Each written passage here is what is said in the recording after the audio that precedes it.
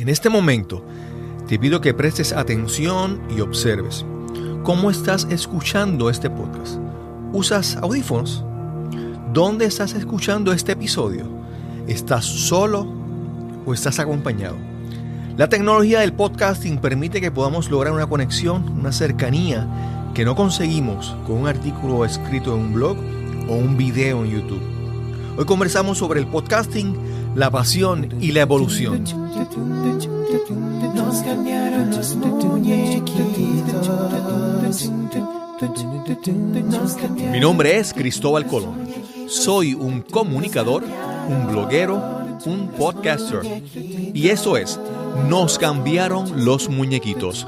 Porque lo único constante en la vida es el cambio. Bienvenidos a Nos cambiaron los muñequitos, el podcast donde hablamos sobre cómo manejar el cambio, cómo adaptarnos, cómo reinventarnos.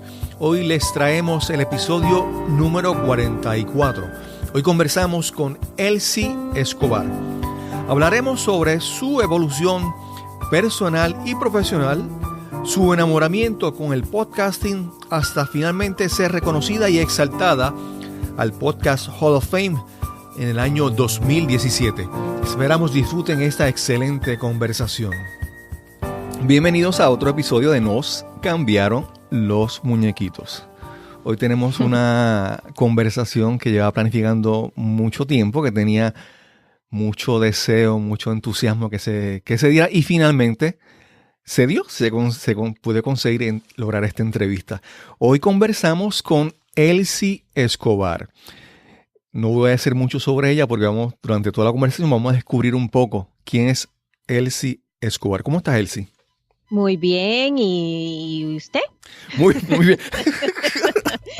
Usted. ¿Y usted? Sí, es que sí, hay veces uno no deja los hábitos. Sí, entonces, si venimos de un pueblo latino, no sé tú, ¿verdad? De tus orígenes, Ajá. pero esa costumbre de siempre como uno empieza con usted y después poco a poco cuando uno va adquiriendo confianza, cambia el tú. Pero en Estados Unidos no, en Estados Unidos como todo el mundo es you, pues. Ajá. No hay cambio, no es cierto, no hay cambio y también como uno depende de dónde viene, ¿verdad? De qué parte de Latinoamérica, de Sudamérica, de Europa, lo que sea, de habla español. Claro. Diferente modo de usar las palabras. ¿Tú estás ahora mismo en qué ciudad, en qué lugar de Estados Unidos? Estoy en Carolina del Norte Ok. en este momento. Ok. Sí. Ok. Háblanos un poco sobre tu origen. Yo te había escuchado originalmente en un podcast, en The Feed, el podcast oficial de Libsyn, la compañía donde tengo mi hosting, mis episodios, mi feed de podcast. Y escuchaba tu nombre, pero estoy tan acostumbrado a escuchar personas con nombres, con apellidos latinos que no hablan español, que ya yo ni pregunto. Y en un momento mencionaste algo, dijiste una frase o algo y la pronunciaste muy bien en español. Y dije, ay, ella habla español. Y ahí decidí en dónde hacer el acercamiento. ¿De dónde originalmente eres? ¿Dónde naciste? Yo nací en El Salvador, en San Salvador. Ok, San Salvador es la capital. Ujú. Ok. Sí. Pero ahora estás en Estados Unidos. ¿Cómo llegaste? ¿Cómo se dio ese movimiento a Estados Unidos? Pues yo creo que como bastante gente, ¿verdad? Inmigramos a los Estados Unidos en 1981, Ok. cuando venimos. Así que teníamos nuestra guerra civil Ujú. en El Salvador. Ok. Y pues había bastante violencia y pues mi familia decidió pues irse. Claro. Circunstancias y pues para que estuviéramos bien y más que todo personales. Yo creo que hasta este momento no me he sentado con mis papis a decir ¿por qué? ¿Por qué Claro, decidieron, claro. verdad? Claro. Pero nos venimos en 1981, en esa fecha yo tenía 9 años. Ok. Así que venimos familia de 5 con mis 2 hermanos chiquitos, Ok. mi mami y mi papi y 5 valijas. Ok. Y entonces, me imagino que, es que también esa edad, uno no, yo me imagino que ahora tú siendo madre, porque creo que tienes niñas, ¿verdad? Sí. uno ve el mundo diferente cuando uno tiene hijos, entonces de repente el bienestar de sus hijos es toma prioridad. Entonces posiblemente tú como niña en ese momento tal vez no entenderías, pero ahora de adulta tú dices, wow, si tú quieres el bienestar de tus hijos, eso haces cosas que normalmente no harías en otra situación, ¿verdad? Exacto, sí. Entonces llegas a Estados Unidos y ¿qué estudiaste en Estados Unidos? Estudié pues en el colegio, ¿verdad? Claro. como sea. Y en ese momento pues tampoco sabía hablar mucho inglés, tuvimos que aprender a hablar inglés en la clase, ¿verdad? Porque así se hacía. En ese momento. Y después, cuando me gradué de high school, me fui a la universidad y ahí hice teatro y español, literatura. En español. Fue mi minor. ¿Verdad? Entonces, qué bien. Cosas.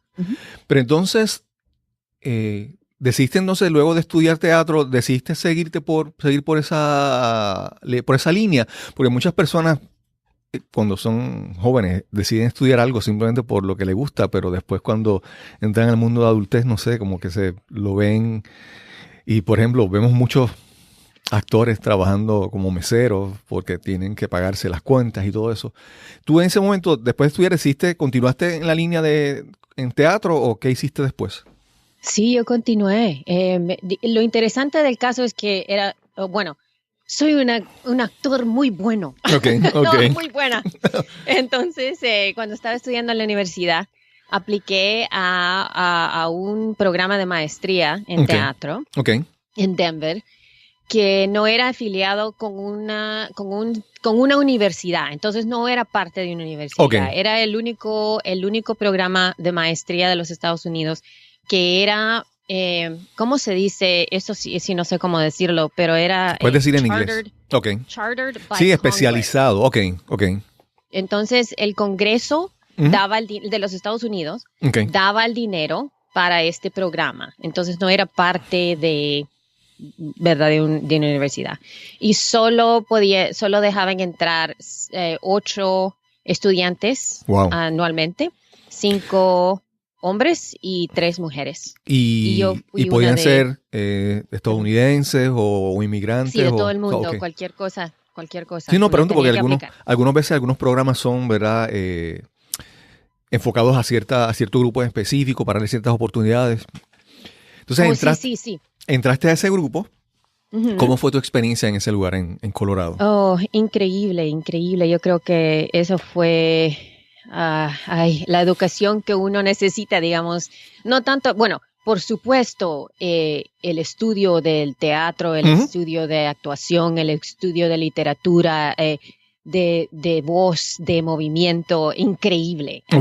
Increíble. Y también tuvimos oportunidad de trabajar profesionalmente para la compañía de Denver Center Theater Company, que hicimos bastantes proyectos en ese teatro con actores profesionales. Claro. Entonces, todo eso fue increíble. Pero también la otra cosa que sí también fue increíble es que nosotros tuvimos que trabajar, fue como un crecimiento internal que fue increíblemente necesario para mí como mujer independiente y de saber quién soy. Así que yo creo que eso fue lo que más me cambió de ese programa. Ajá. Yo también, yo he visto ahora que tienes tu trasfondo, tú también eres instructora de yoga y yo he visto, yo también en algún momento di clases de yoga, estudié para eso, pero no lo estoy haciendo. Y algo que yo puedo ver en la comunidad, en el mundo del yoga, es que muchas personas, por ejemplo, bailarines, ¿verdad? Que están acostumbrados a trabajar con su cuerpo, expresarse con su cuerpo, se mueven entonces al yoga. Hay un maestro famosísimo, Rodney G, que creo que en su origen era bailarín. Porque esa conexión es como que algo lógico, ¿verdad? Seguir explorando más el cuerpo, ¿verdad? La conexión del cuerpo, mente y alma. Y entonces puedo ver, que según tú me hablas de cómo la actuación, entonces te mueves al mundo de yoga. Háblanos un poquito, no sé, cómo ocurre esa transición o esa conexión o ese cambio, que llegas al mundo de la yoga o del yoga. Sí, bueno, primero la introducción a clases de yoga formales fue durante mi estudio para Ok. mi maestría. Entonces ahí teníamos no me acuerdo si era 3 días a la semana o 2 días a la semana que teníamos clase de yoga. Ok. Llegábamos y la teníamos, no teníamos nada, no sabía nadie de nosotros sabíamos qué es lo que estábamos haciendo, pero teníamos la clase y lo que yo usé lo que aprendí en esas clases para calmarme los nervios, ¿verdad? Claro. Cuando iba a hacer mis performances, cuando iba a tomar el stage. Ok. Y entonces, bueno, y lo dejé porque me gradué y toda la cosa, y después regresé a Hollywood por 10 años Ok. a tratar de que me dieran trabajo, porque eso es lo que va a hacer uno en Hollywood, ¿verdad? Claro, Y yo claro. era mesera y toda la cosa que uno hace por 10 años también, por todo ese tiempo. Pero la vida de actor, de buscar trabajo en Los Sí. Ángeles, es bien dura y fue la parte más dura que he vivido. Sí, me imagino que es muy competitivo también. Bueno, es competitivo, pero la competición no es el problema, Ok. es lo negativo. Ok. Es que la gente hace decisiones sobre tu vida Ok. que son basadas en cómo te ves. Claro, Punto. claro. No importa el talento, no importa los estudios, no importa los degrees que tenga uno. Claro, No, claro. nada de eso importa. Entonces hay un momento en que uno se siente completamente una frustración increíble, Claro. negativo. Bueno, yo entré en una mini depresión, ¿verdad? Que no quería ir a ninguna otra audición, porque cada vez que le mandaban las audiciones, uno le decía, esta parte es igual a Jennifer López, es una Ok. mujer igual a Jennifer López. Y uno Sí, decía, oh los my God, estereotipos, los estereotipos. oh my God. Y cada vez y eso, entonces, para llegar a yoga, eso es lo que le quería decir, es que hubo un momento en que uno se siente que necesito encontrar algo que me haga sentirme bien. Claro. Y en ese momento estaba corriendo y siempre he sido bien física y decidí, bueno, voy a tratar esa cosa de yoga otra vez porque me ayudó hace años. Y entonces Ok. empecé a tomar clases y me enamoré de la práctica y empecé a tomarla bien seria, Ok. bien seriamente todo. Y de ahí salieron otros 10 años de dar clases de yoga. Ok. ¿Y actualmente todavía sigues dando clases de yoga? Doy clases privadas. Ok, ok. Y pudiéramos decir que el yoga es parte de tu sustento, de tus ingresos. Una Sí, parte pero bien considerable. poquito. Ahorita bien poquito, porque me pagan más por... Hago mucho más dinero en podcasting que Ok. en yoga. Y no tanto porque no, ¿cómo le diría? Digamos, si yo quiero hacer clases de yoga o trabajar con personas, sea como sea, yo no quiero estar creando productos digitales, ¿verdad? No Claro. quiero nada de eso porque para mí es para mí. No estoy juzgando a nadie, pero para mí dar esas clases en este momento sin el enfoque necesario es un poquito irresponsable para mí. Claro, Me gusta más, claro. gente a gente, persona con persona. Y pues soy una mami de niñas Ok. de menos de 7 años, perdón, de 10 años, 17, en 10 años y 7 Ok. años. Y yo siento que salirme de mi day to day con las niñas me quita tiempo con ellas y el dinero que me viene dando clases es menos que el del que me dan por hora haciendo consultorio con podcast. Claro, claro. No, fíjate, mi experiencia, en mi caso, yo estudié primero en Puerto Rico, yoga, y después estudié, mi pareja entonces tenía el mismo interés y decidimos ir a estudiar a Santa Bárbara, California, con Ganga White y Tracy Rich. Y allí estudiamos y después continué enseñando yoga, pero en un momento yo me sentí que, no sé si a ti te pasó, pero yo sentí que de repente si uno tiene que enseñar yoga para ganar dinero, para vivir, como que de repente se pierde el propósito. Yo de repente me encontraba en un momento guiando en el tráfico con prisa. ¡Sálganse! Porque voy a dar mi clase de yoga. Entonces, ahí yo decía, ahí como que ocurrió una desconexión entre lo que yo quería originalmente y lo que estaba pasando. Que entonces, dar yoga para tratar de vivir, de dar clases de yoga, para mí fue como que, por eso dejé de dar clases de yoga por ese momento, porque sentí que había una desconexión, ¿verdad? Ujú. Y uno obviamente necesita dinero para vivir uno. Ujú. No, y es interesante el cambio entre hacer un negocio, ¿verdad? Y dar clases. Claro. Entonces, digamos, hablando un poquito de podcasting, mi primer podcast se llama Elsie's Yoga Classes, es Ok. mi clase de yoga, ¿verdad? Sí. Así empecé en el 2006. Empecé a grabar mis clases públicas.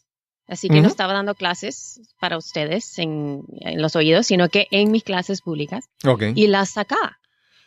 A la gente le fascinaba mucho, ¿verdad? Que tenía esas clases. Y hasta este momento no he publicado una clase nueva desde 2013. Wow. Y todavía están descargando las clases Sí, todos los sí. días. Tengo más downloads en ese podcast que los otros que tengo. Wow. Pero porque son clases que se pueden hacer una vez, 10 veces, 100 Sí, veces, sí, lo sí. que sea, ¿verdad? El concepto dicen en el mundo digital que le dicen que sea evergreen, que Es sea un el contenido, evergreen, ajá. contenido que todo el tiempo lo puedes utilizar independientemente del tiempo, de la fecha, del lugar. Sí, por supuesto. Entonces, ahí está, ¿verdad? Y entiendo lo bonito. Bueno, pero hablando de lo que estábamos hablando de negocio, ¿verdad? Ajá. Que todo el mundo que conocía, o hasta ahora, aunque le digo a la gente que ese podcast todavía está descargando tanto y hay muchos downloads y todos me dicen, ¿y por qué no estás haciendo dinero? Es lo primero que me dicen, ¿por qué Sí. no tenés esto? ¿Por qué no tenés el otro? Y de veras, yo empecé eso por darle algo a mis estudiantes. Ok. Llegó, ¿verdad? Y punto. No quiero hacer dinero con no quiero hacer dinero con ese podcast, Claro, claro, claro. ¿verdad? Pero entonces, ¿cómo se da cómo surge la idea de convertir las clases de yoga en un podcast? ¿Quién te habló del podcast? ¿Quién te enamoró? ¿Quién te presentó la idea? ¿Cómo ocurrió eso? A mí me dieron uno de esos iPods que tenía el video iPod. Sí, sí. ¿Verdad? Me lo dieron para Navidad. Ok. Y entonces yo no tenía música en mi computadora, no había cambiado yo a música digital. Ok. Yo todavía tenía mis CDs y tenía este iPod y ¿qué voy a hacer si no tengo música digital? ¿Verdad? Claro, claro. Entonces lo que hice, pues lo puse en la computadora y encontré iTunes y empecé a buscar cosas. No quería pagar, no para nada. Entonces empecé a ver qué es lo que había ahí que estaba gratis. Y encontré estas cosas que se llamaban podcasts. Ujú. Y entonces había un resto de shows que Ujú. nunca había encontrado. Así que empecé a suscribirme a un resto de shows. Y la mayoría de los shows que empecé a oír fueron educativos. Uno fue de anatomía porque pues estaba dando clases de yoga Claro, en ese claro. momento. Y yo dije, wow, puedo aprender sobre más anatomía aquí gratis. Y también había un instructor de Harvard que estaba dando una clase sobre computadoras. Y yo no Ok. sabía nada de computadoras, lo básico, ¿verdad? Porque yo Claro. no entendía nada. Y dije, wow, qué interesante esto. Y Ujú. empecé a oír esa clase. Y en esa clase había un promo, ¿verdad? Uno de esos promos de 30 segundos o lo que sea.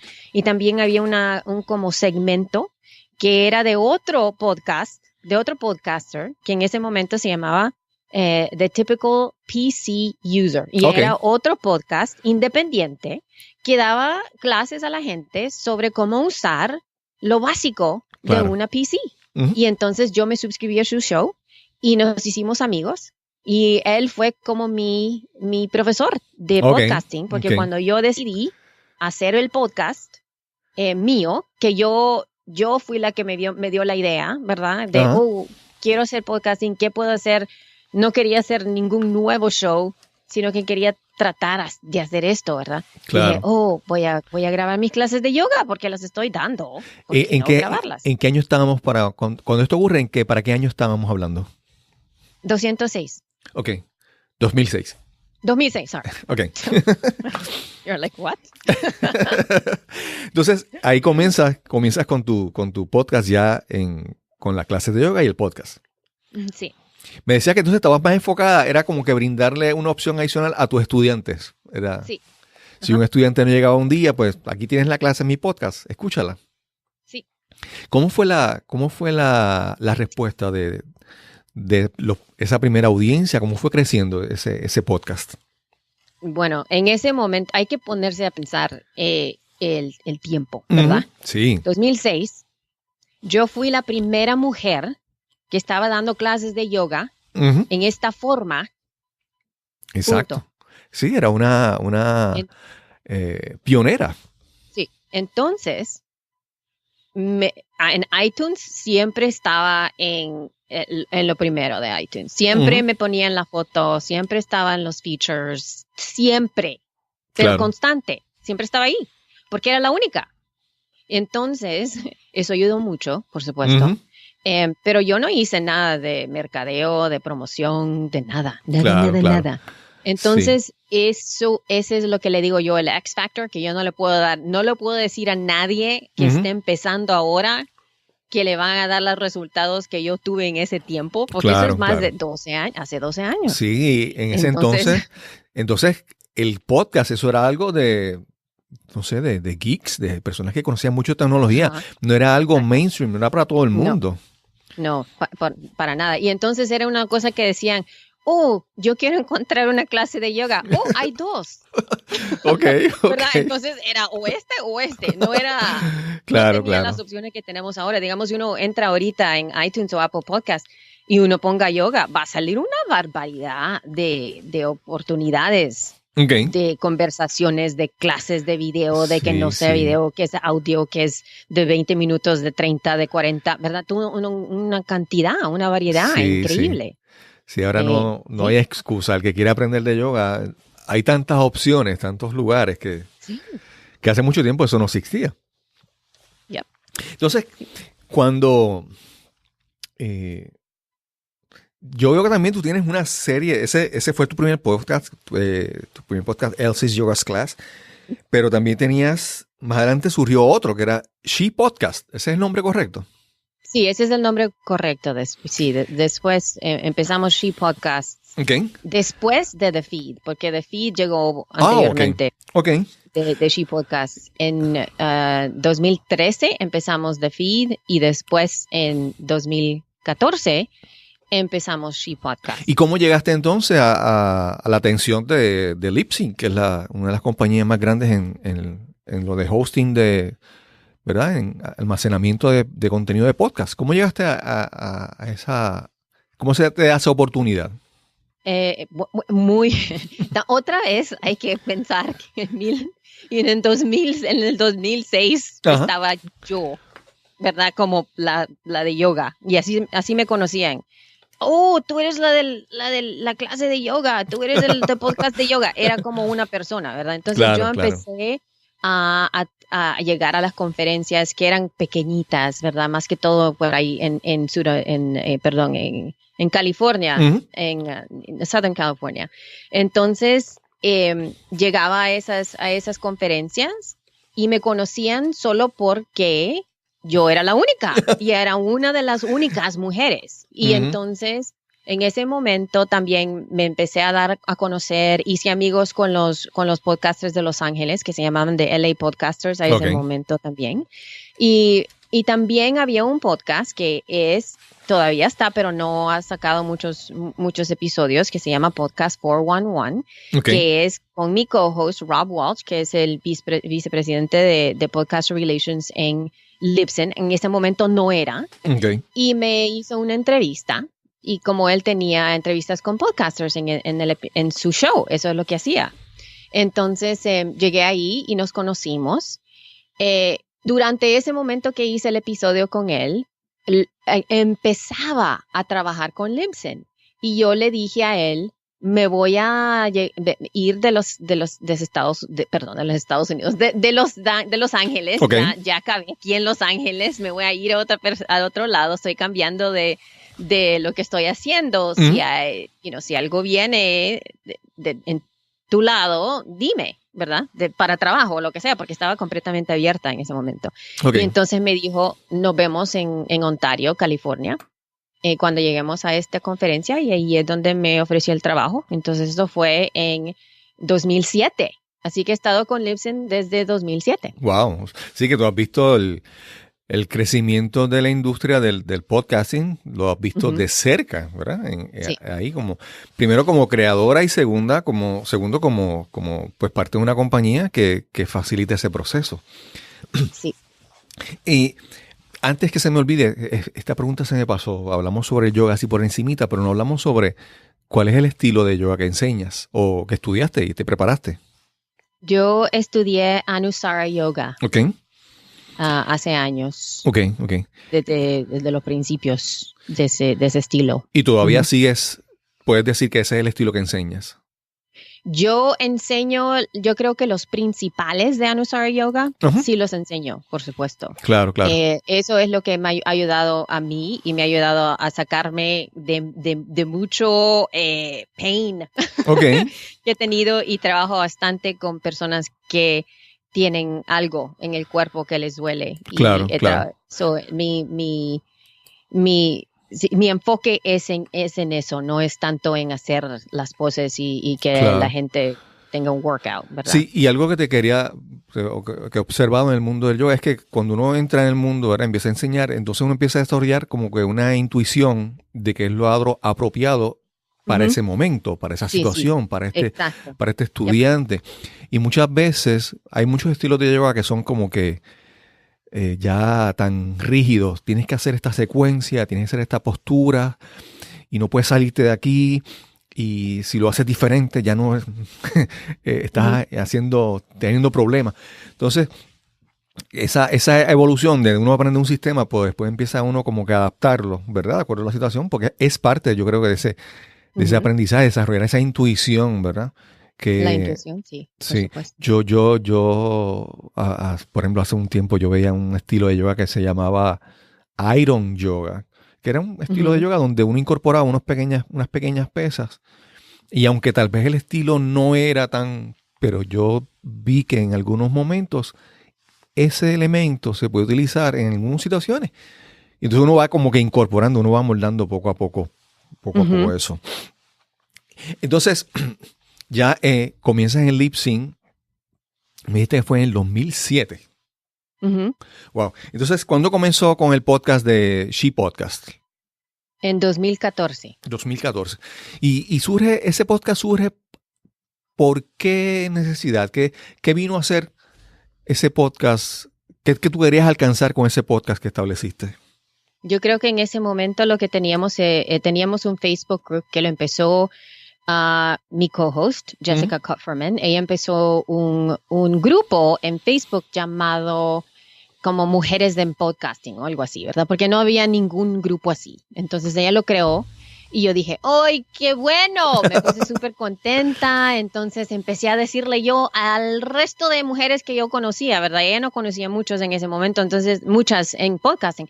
Así que yo empecé a hablar y estaba súper contenta.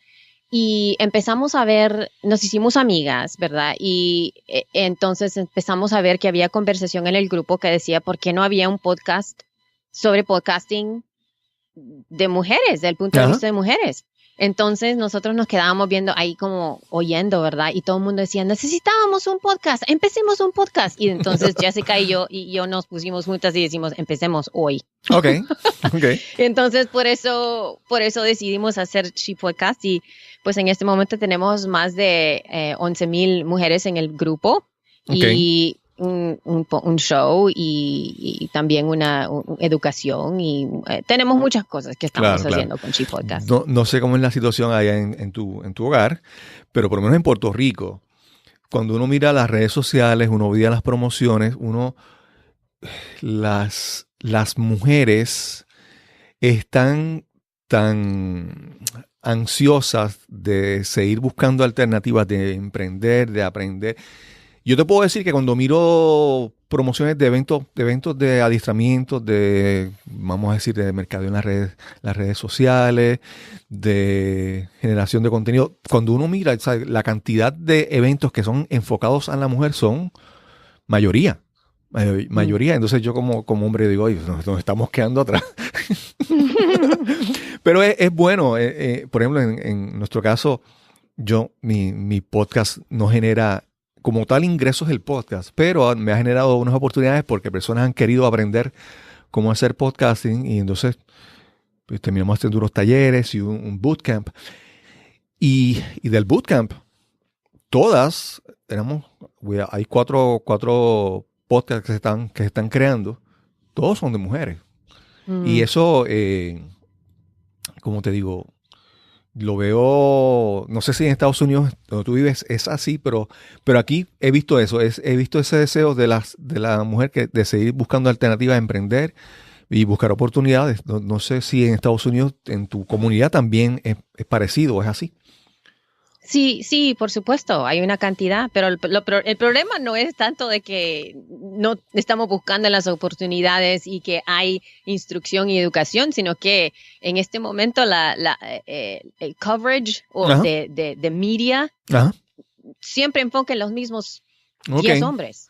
Sí, entonces no importa cuántas mujeres, digamos, todo mundo vamos a tener la pregunta, ¿por qué no hay tantas mujeres en podcasting? ¿O por qué no se ven tantas mujeres? Pues fíjense que mejor deberían de verse en el espejo porque estamos aquí. Claro. No es problema de nosotros, sino que de la cultura. Sí, más que todo de la cultura de promoción y de media y que no nos cubre. Sí, yo creo que también. Sí, a veces no voy a decir nombres, pero a veces uno ve hay personajes que se han hecho famosos en esto del mundo digital, con su canal de YouTube, con su podcast, con sus adiestramientos, entonces son así bien, no sé cómo en Puerto Rico diremos macharranes, y dicen malas palabras y hablan malo y son rudos y son y creo que no lo había visto desde ese punto de vista, pero sí, yo creo que el media, los medios de comunicación como que enfatizan más a ese tipo de personalidad. Todavía, ¿verdad? Ese machismo, vamos a decir así, que sobresale más que las podcasters femeninas. Cuando sí... dime. No, que la cobertura sea de donde sea, no se interesan de nada, ¿verdad? Son perezosos. Sí, es como que dicen, vi en este otro artículo que está aquí este podcaster y entonces vamos a hablar con este otra vez y ponerlo en la lista y ya estuvo. Claro, entonces es que en este momento no hay curiosidad de la gente para nada más. Claro. Sí, entonces uno dice, pero ¿los medios de comunicación realmente están proveyendo lo que la audiencia quiere o es que la audiencia se conforma con lo que ellos le dan? ¿Verdad? Eso es como una pregunta, ¿verdad? Es un círculo vicioso, uno no sabe, ¿verdad? ¿Qué vino primero, el huevo o la gallina? Estás escuchando Nos cambiaron los muñequitos. Ese es el episodio número 44 y hoy conversamos con Elsie Escobar.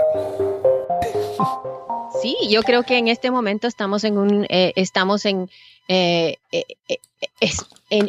tiempo en que los periodistas de veras tienen que hacer un poquito de más trabajo, a buscar la historia en lugar de sentarse y reaccionar. Porque en este momento no hay el periodismo está en un modo en que está casi igual como nosotros, que estamos en Twitter o estamos en Facebook y vemos un headline y decimos, esto es lo que está pasando.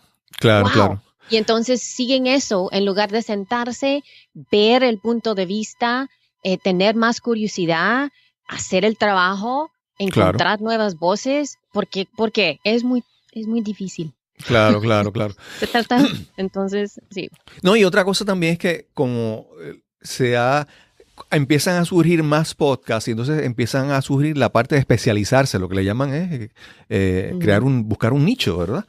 Entonces ya, por ejemplo, muchas hombres o mujeres que empiezan un podcast, desde su partida ya no están lanzándose a buscar una audiencia masiva, sino se están enfocando en un nicho específico. Ujú. En mi caso, tenemos una compañera que creó su podcast, se llama De Esteticista a Empresaria. Y ella está enfocada, no está enfocada en todas las mujeres que se maquillan o que van a salones de belleza, ella está enfocada en las esteticistas, las mujeres que están, o los hombres, ¿verdad? Que están en salones de belleza y quieren transformar eso en un negocio exitoso. Ujú. Y eso, ¿verdad? Le brinda una alternativa. Elsie, entonces tú, como has sido testigo, has estado ahí espectadora en ringside, viendo el crecimiento del podcast en Estados Unidos, pero también el podcast ha ido evolucionando en América Latina, en otros países.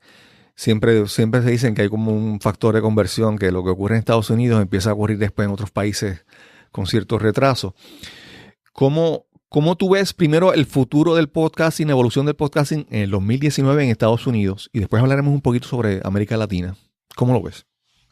Yo creo que ahorita lo que mi deseo es eso lo que lo estoy hablando, que los periodistas o el coverage que tenemos de mainstream media empiece a ponerle atención a la cultura del podcaster, Okay. la cultura de nosotros como creadores de la voz de la gente. Okay. Porque en este momento el enfoque continúa a ser public radio o public media o la gente de los coastal, digamos de Nueva York y de California. Punto, Sí. ¿verdad? Entonces hay un como, ¿cómo se le diría? Que el enfoque es increíblemente, no es diverso. Sí, ¿verdad? sí. Entonces tiene, lo que me gustaría que se viera es que hay más. Claro, Hay claro. más. Mucho más. Yo no sé, pero yo he tenido conversaciones con personas que yo pensaría que son típica audiencia de podcast. Por ejemplo, Ujú. profesores universitarios o gente que son rector o decano en una universidad o gente que son profesionales.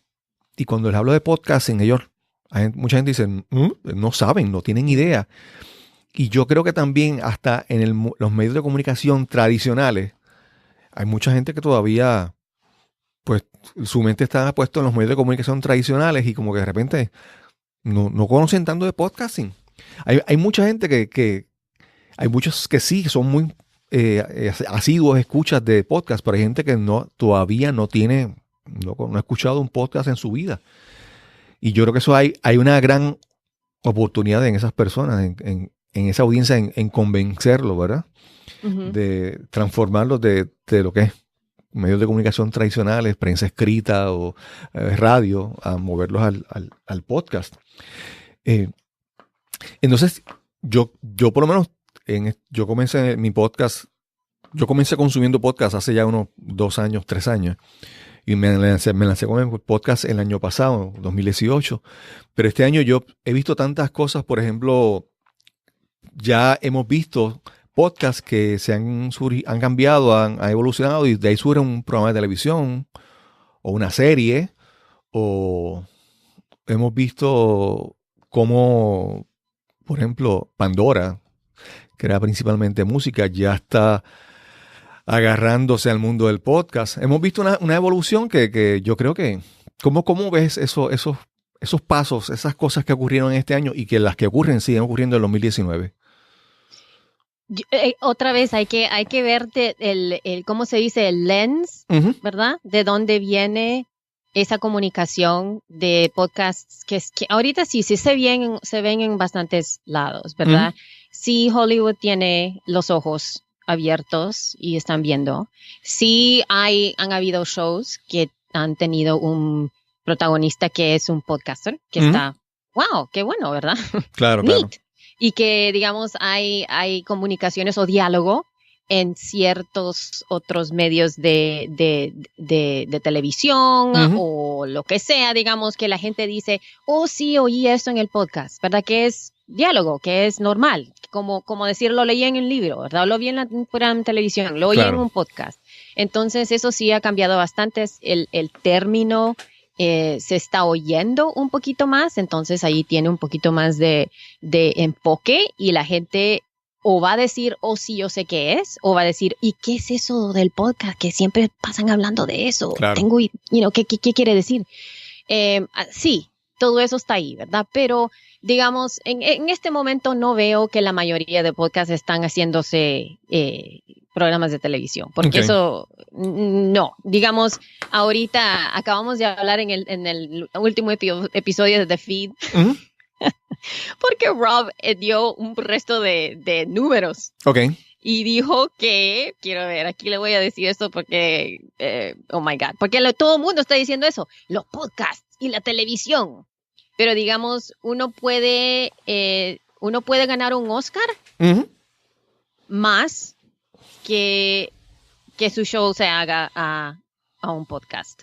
Claro, entonces claro. ahorita dice que ya además de 610 miles de podcasts, es como de 610 a 27. Ok. Esos son los odds. Eso es de lotería. Mayor de la lotería que alguien. Claro, sí. claro. Entonces uno puede llegar a ser un jugador del NBA. Claro. Mucho más. Tus odds que te maten es más. Entonces, hay bastante que otra vez es el narrativo, o como se dice, el narrative, ¿verdad? Claro. De mainstream media. Claro. Es lo que quieren, y más que todo lo que pasa, cada vez que hay coverage de podcasting, y póngale ojo. Claro, claro. La mayoría de la gente que ha sido entrevistada tiene algo que ver, meaning, tienen algún PR firm claro. que van a lanzar un nuevo podcast. Definitivamente. Tienen que hablar con su talento, ¿verdad? Porque esos son gente que es representada por Hollywood es representada por grandes nombres en Nueva York o en California. Es la misma cosa. Claro. No, y yo te lo menciono más como... Para mí son como, en inglés dicen milestones, ¿verdad? Puntos importantes, como que históricos, como que, ¿verdad? Es bueno ver, mira, se alcanzó esto otro. No quiere decir que todo el mundo va a aspirar a eso, obviamente. Algo que yo, no sé si a ti, me imagino que sí, pero algo que, es que cuando yo descubrí el podcasting, yo por ejemplo, tengo mi página, mi dominio es cristobalcolon.net. Para poder yo haber comprado ese dominio, yo lo tengo hace muchos años que lo compré y lo he conservado porque es un dominio muy difícil de conseguir. Y antes tenía un blog y ya tenía otras cosas y se me hacía muy difícil y pesado escribir en mi blog y todo eso. Pero desde que yo descubrí el podcasting, yo me enamoré. Ajá. El contenido para mí se me hace más fácil generarlo. Por lo menos ahora estamos aquí conversando. A la misma vez es un gran aprendizaje para mí. Yo estoy enamorado del podcasting. Y lo hago porque me enamoro del proceso, ¿verdad? No porque voy a esperar que llegue a alcanzar una meta en específico, ¿verdad? En tu caso, ese enamoramiento del podcasting ocurre todavía, ¿cómo es? Sí, todavía no estuviera en este medio si no estuviera así. Ha sido non-stop y todavía estoy increíblemente enamorada. Sí. Hablo de podcasting todo el día y lo que me fascina mucho es poder comunicar lo que es podcasting en lugar de lo que veo que la gente piensa que es podcasting, ¿verdad? Sí, definitivamente. Así de lo que tú hablas, que hay veces es increíblemente, ayuda bastante con ingresos, ayuda bastante con carreras, ayuda bastante con de generar oportunidades, sea de dinero, sea de comunicación, sea de relaciones con otra persona, lo que sea, ¿verdad? Claro. Hace mucho, pero eso también otras cosas, digamos, también speaking opportunities, también haciendo un blog, también haciendo un YouTube channel. Claro. Todo eso se puede con otras cosas también, pero hay algo que yo siento que es súper increíble con podcasting, que es un medio de intimidad. Exacto. Y Conexión. es conexión, pero es de voz a oídos, ¿verdad? Exacto, sí, Es esa transmisión de lo humano, de las Claro, voces, claro. porque la voz es, digamos, si haces una transcripción de este show, Ujú. quizás hay cosas que diga yo que no tengan el poder de que me hayas oído decirlas, Claro, claro. ¿verdad? En ese momento. Yo creo que context, Ujú. especialmente en este tiempo, es bien importante. Claro, claro. Y lo humano es bien importante. Y el recurso de tu voz, de cómo no son las palabras, sino es el tono, tu volumen, Sí, la sí. emoción que tú transmites, es como tú dices, esa intimidad que se alcanza con la audiencia es increíble. Y otra cosa es cómo las personas consumen el contenido. Por lo general, lo consumen en momentos en que están solos o están, por ejemplo, en mi caso, yo los escucho cuando estoy haciendo ejercicio o estoy en el carro guiando. Entonces, esa intimidad se escucha, se da más fácil en ese momento por el ambiente en que consumimos el contenido, ¿verdad? Tú, por lo general, tú no pones un podcast en volumen alto cuando estás en la oficina trabajando y que todo el mundo lo escucha, ¿no? Por lo general es No, una sí, sí. una experiencia como que más íntima, más privada. Y esa conexión, yo creo que eso es lo que hace que uno se enamore del medio, del podcasting. Ujú. Absolutamente. Una pregunta que yo digo, yo por ejemplo, cuando yo busco, en Puerto Rico tenemos, ¿verdad? Por nuestra situación política, estamos un punto medio entre América Latina y Estados Unidos. Entonces, muchas veces miramos hacia Estados Unidos cuando buscamos algunas cosas, ¿verdad? Aquí en Puerto Rico la música, la cultura, las series de televisión, miramos siempre a Estados Unidos. Y cuando busco influencias para, por ejemplo, crear mi podcast, yo aprendí a hacer mi podcast viendo videos gratis en YouTube y de Pat Flynn, de John Lee Dumas y así, pero de repente yo digo, sí, miro para allá y aprendo unas cosas, pero mi naturaleza, yo hablo español, se me hace más fácil hablar español. Y entonces cuando busco ejemplos en América Latina, a veces como que no es tan fácil como en Estados Unidos. Te pregunto, compañías como Libsyn, ¿cómo ven el mercado hispano, el mercado o en otros idiomas? Buscan expandirse, no sé, ¿cómo es el insight, vamos a decir, del mercado, por ejemplo, hispano para una compañía como Libsyn, que obviamente busca oportunidades de negocio, ¿verdad? ¿Cómo Sí. lo ves? Está creciendo bastante las oportunidades en podcasting en español, por supuesto. Yo lo que veo, y lo mencionaste anteriormente, que está como, ¿cómo le diría? Si yo dije, el podcasting en español, la industria en español, está como el podcasting estaba aquí como en 2008, 2009. Ok, 10 años casi. Entonces, sí, entonces están así es el sentimiento que tengo de lo que veo en Latinoamérica en este momento. Y yo creo que es exactamente, digamos, en este momento lo que van a empezar a ver más es clases sobre podcasting, cómo hacer el podcasting, que está empezando a llegar a como el mainstream del habla latina, ¿verdad? Que Claro, vamos claro. a empezar así. Y yo creo que sí hay bastante podcast, pero hay que acordarse también que digamos, la cultura de podcasting en Sudamérica es diferente que en México, Sí. es diferente que en Puerto Rico, es diferente que en España. Entonces es mucho más expansive, Claro. digamos, y de las diferencias ahorita. Y yo creo que lo local en esos países todavía no se encuentra por nosotros. Claro. El discovery, ¿verdad? Que yo creo que sí hay bastantes podcasts que tienen, que son increíbles, ¿verdad? De personas que son independientes. Pero yo creo que están en este momento dentro de la cultura de ese país en este hasta ahora. Claro, ¿verdad? claro. El podcasting en España es, yo creo, en este momento que es el más avanzado, Ok. por lo que veo, especialmente en Europa, en español, de habla español. Ok. Después llegamos a México y después a Sudamérica. Ok. Eso es lo que siento yo. Claro, claro. No, y yo he visto, por ejemplo, en Estados Unidos hay grandes cadenas, Podcast Ajá. One y diferentes Sí, sí, compañías sí. que están haciendo como estas, lo que antes se hacía en cadenas de radio, ahora se hacen cadenas de podcast, ¿verdad? Y hay una que he visto en específico que se llama, creo que es Revolver, Ujú. que tiene el mismo concepto, pero cuando tú buscas en la plantilla o en los episodios, los shows que tienen muchas personalidades latinas, hispanas, Sí. buscando entonces conectar con esa audiencia, pero conectando desde la diáspora, desde Estados Unidos, desde Florida, Miami, ¿verdad? Que tiene esa conexión con Los Ángeles, ¿verdad? Que tiene conexión con el resto de América Latina.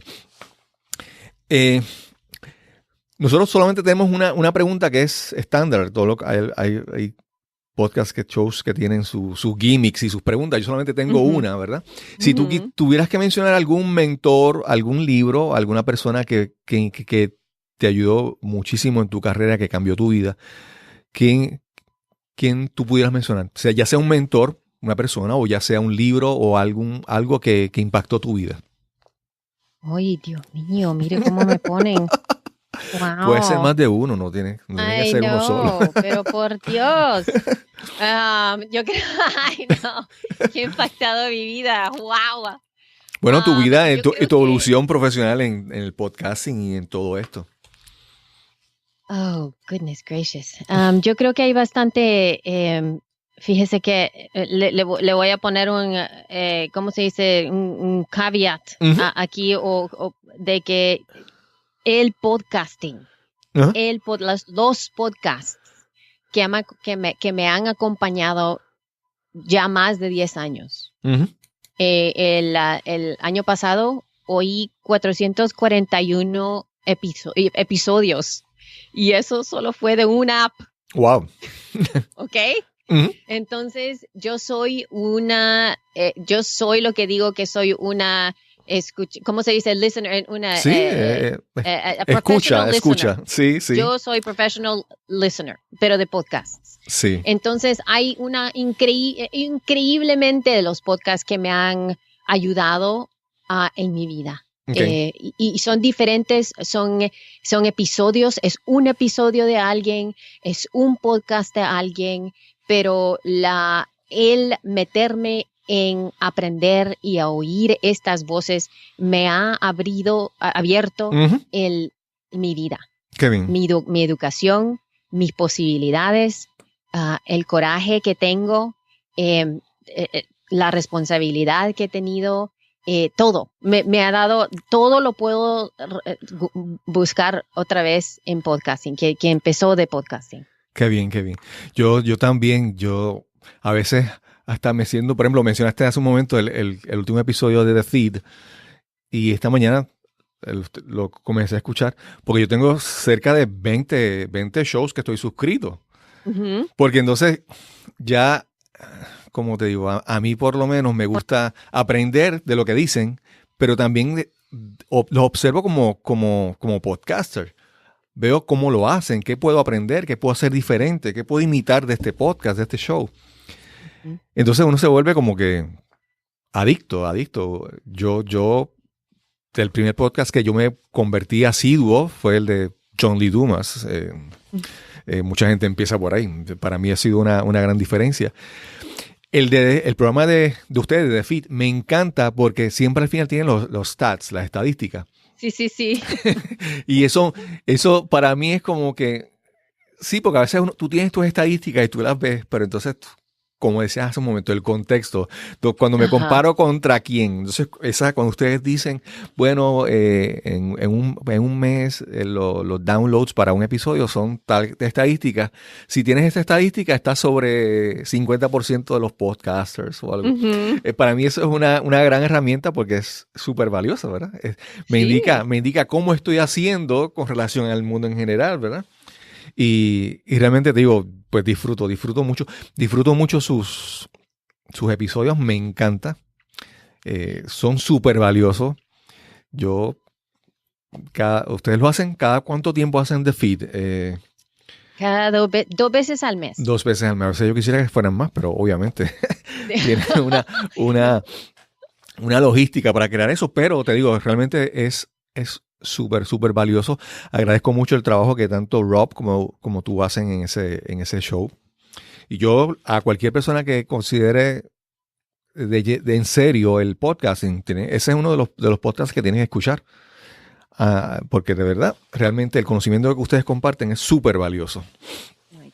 Elsie, si alguien quiere contactarte, alguien quiere saber más sobre ti, alguien quiere escuchar tu podcast, ¿dónde te pueden conseguir? Pueden ir a elsiescobar.com o buscarme ahorita estoy usando bastante Twitter. Twitter es donde estoy. Me pueden encontrar ahí @THE Elsie Escobar. Ok. Ahí me pueden encontrar. También, entonces, si alguien quiere saber más sobre el podcast de The Feed, es The Feed. Lo puede buscar así mismo. The Feed. Sí, se puede buscar The Feed en cualquier plataforma. THEFEED, pero hay que también escribir Libsyn, que es LAIBSYN, porque hay bastantes podcasts después de nosotros que se llaman The Feed también. Sí, se vuelve como que todo el mundo se copia. Sí. Realmente. También, si a alguien le interesa tu aspecto de la yoga, ¿dónde más te pueden conseguir? Veo que tú tienes otra página de tus clases de yoga. Sí, ahí tengo, pero bueno, me pueden ir a ver, pero no me he metido en ese website hace años. Ya creo que no. Ahí lo tengo solo porque, pues, ahí están. Pero si quieren estudiar conmigo, pueden ver las clases. Tengo PDFs, digamos, tengo una app. Si quieren bajar a la app también, Elsie's Yoga Class, así se llama la clase de Elsie's Yoga Class, y ahí tengo más de 100 clases que uno puede hacer conmigo. En el app le doy los PDFs de las poses para que puedan seguir, también los show notes en el website que se llama elsiesYogaKula.com. Kula significa comunidad. Comunidad del corazón. Ok. Comunidad de que uno ha optado a ser parte de esta comunidad, no es compulsiva. Sí, ¿no? El concepto de comunidad más profundo. Sí, sí. Okay. Entonces se pueden encontrar ahí están en los show notes que le decimos, ¿verdad? Pero son las fotos de las poses y los nombres de las fotos, los nombres de las poses, porque son clases de audio, ¿verdad? Pero yo soy bien específica en mis instrucciones. Claro, ¿no? Y la yoga, obviamente, el audio, pero necesitas el feedback visual de ver la postura, de ver la alineación del cuerpo. Es muy importante. Elsie, estoy sumamente agradecido de que me hayas dado esta oportunidad de conversar contigo. Ay, gracias. Esperamos que en algún momento, en algún conference o algún encuentro de podcast nos encontremos en persona y nos conozcamos. Pero te agradezco de verdad esta gran oportunidad. Para mí, aprecio mucho que tú estés haciendo ese trabajo, promoviendo el podcast, ayudando a la gente y especialmente ayudando a la mujer. Que sea un mensaje que yo espero que las personas le saquen mucho provecho a toda esta interacción contigo. Y sin más, nos encontraremos entonces en el próximo episodio de Nos Cambiaron los Muñequitos. Hasta la próxima. Adiós. Gracias a Elsie Escobar por darnos la oportunidad de tener esta conversación para este episodio de Nos Cambiaron los Muñequitos. Súper agradecido, súper afortunado de tener la oportunidad de conversar con una mujer que es parte del Salón de la Fama del podcast en Estados Unidos, Elsie Escobar. Este episodio comenzamos hoy con una serie de preguntas sobre cómo tú escuchabas podcast, cómo consumes el contenido de este show. Al final, en las notas de este episodio, te voy a incluir un enlace para que vayas y completes un formulario, una encuesta sobre cuáles son tus hábitos al consumir este podcast. Si lo escuchas mientras haces ejercicio, mientras estás en el vehículo, si lo escuchas, si compartes el podcast. Busca al final de las notas de este episodio, ahí encontrarás el enlace para que contestes estas preguntas. Gracias por tu auspicio, gracias por tu apoyo y sin más que añadir, nos encontraremos en el próximo episodio de Nos cambiaron los muñequitos. Hasta la próxima.